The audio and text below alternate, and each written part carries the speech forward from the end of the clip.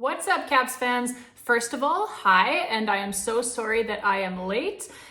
This video is obviously coming to you a few days late since I was out of town for the weekend, unfortunately, and I did not have the means to record it while I was out of town. However, I am here now, and that is all that matters. And you'd better buckle up, babes, because we have got two Capitals games to talk about here.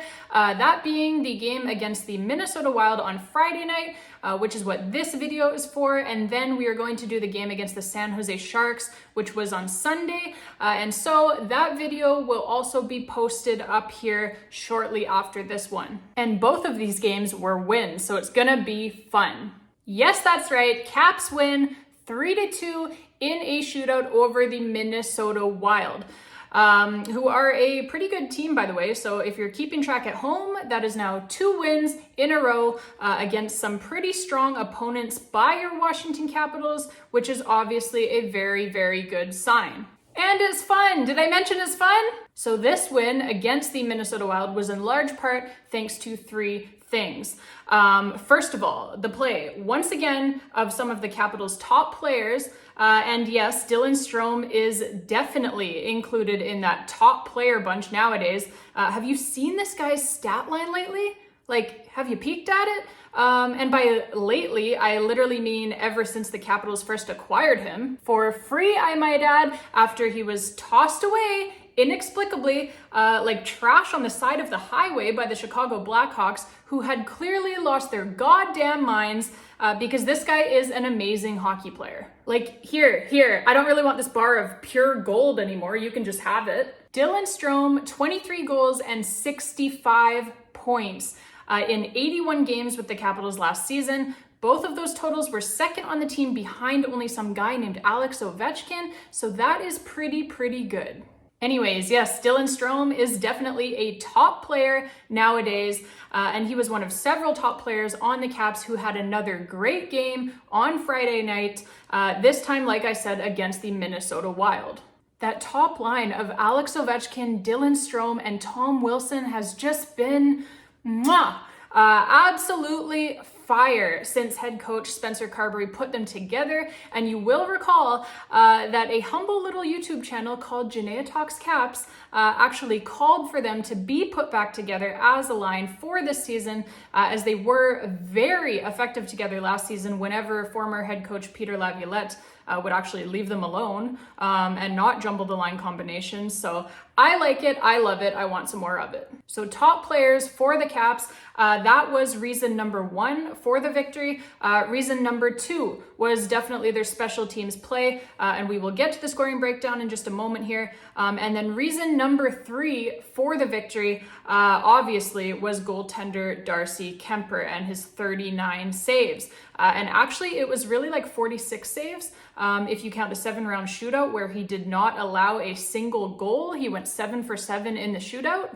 Minnesota scored the first goal of the game only about 2 minutes into the game, but then it was pretty much the Darcy Kuemper show from that point on. Minnesota would go to the power play when they were already up by a goal, but it was Tom Wilson who would instead score shorthanded, converting on a beautiful pass by 22-year-old Connor McMichael, who has been so good and so mature that Spencer Carberry has got him out there killing penalties, and bingo, we are all tied up. It is a 1-1 hockey game. The Caps would then get a power play near the end of the first period, and there's Dylan Strome doing what Dylan Strome does, okay, scoring goals. Insanely nice pass by Alex Ovechkin to set that one up. He's got the primary assist, and Evgeny Kuznetsov has got the secondary assist. And then the Wild would tie the game up at 2 just over a minute into the third period. But honestly, like, we probably should not have even been talking about a tied game at that point. We probably should have been talking still about a 3-2 Capitals lead. As in between the Wild tying it and Dylan Strome's 2-1 goal, there was also an Alex Ovechkin goal that made it 3-1 for the Capitals. But that goal was called back after a coach's challenge for offside. And allow me to just break this down here because there's 2 important points here. Point number one is that I don't think that this goal was offside. Not at all, actually. I think that you could maybe make the case that the puck was still a touch on the blue line as Ovechkin's skates crossed over the blue line and into the Wild zone. But I also think that if you read the rule book, the actual rule book, you know, it's that book-shaped thing with all the pages that you're supposed to read. If you're a referee in this sport, if you read the rule book, which obviously, you know, the refs seem to just conveniently ignore whenever it suits them, the actual rule, okay, is that Ovechkin's possession or control of the puck is just as important here. And in fact, it is even more important here than when that puck actually crossed over the blue line. Because if he's deemed to have control of the puck, okay, then that puck is allowed to still be on the blue line or even behind the blue line, even as Ovechkin's skates are fully into the zone already. You can actually technically even skate backwards into the zone if you wanted to, and that's a totally legal onside play because you have control of the puck. You're not firing it in for a dump and chase, right? You're not making a pass to a teammate. You have control of that puck. So if it is your skates that are the only ones that are into the zone ahead of the puck, as was the case here, then that is fine, and that play is supposed to be called onside, and it's a good goal. Number 825 for Alex Ovechkin, which brings me to my next point. So point number two, right? Dean Evason. Dean Evason, head coach of the Minnesota Wild these days, but former assistant coach of Alex Ovechkin and your Washington Capitals, okay? What are you doing, man? What are you doing? Do you know who Wayne Gretzky is? Like, do you know how big of a fucking deal this is?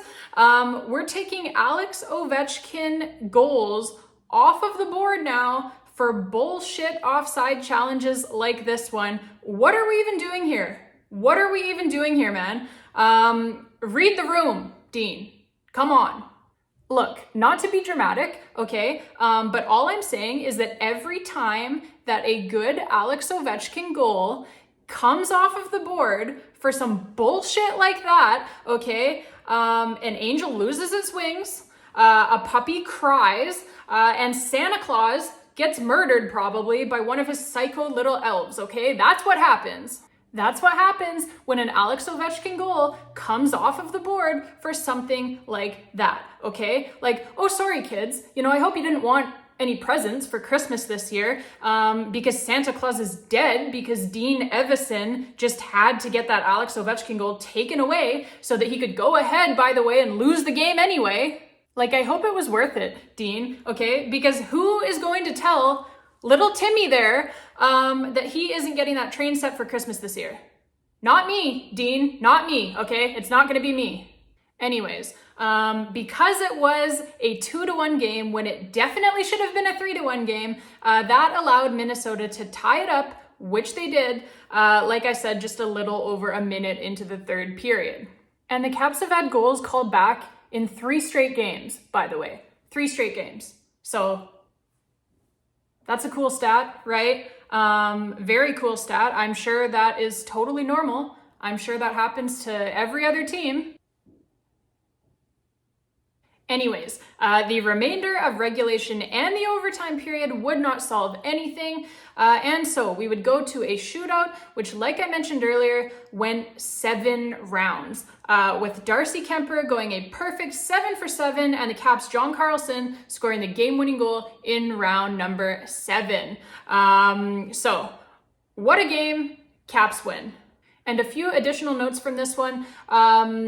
First off, Caps captain Alex Ovechkin, he continued a 5-game point streak, while Caps defenseman John Carlson had his own 5-game point streak unfortunately snapped. Although, obviously, as I mentioned, he did score the game-winning goal in the shootout, which obviously got his Capitals the 2 standings points in this one. So I am sure that John Carlson would tell you that he would take that trade every single day of the week. And you know what, unfortunately, I've alluded to it a little bit already, but the officials were once again very, very, very questionable in this game. That's obviously becoming a pattern, not just this season, but over the last several years now.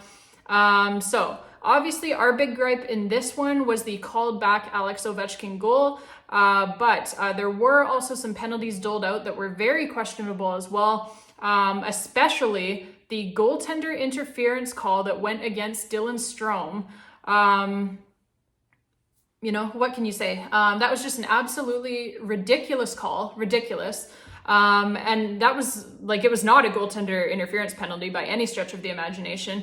And so it's a ridiculous call to make at any point in the game. But the fact that the call was made in the third period of a tied hockey game, like, to me, that's inexcusable. I'm sorry.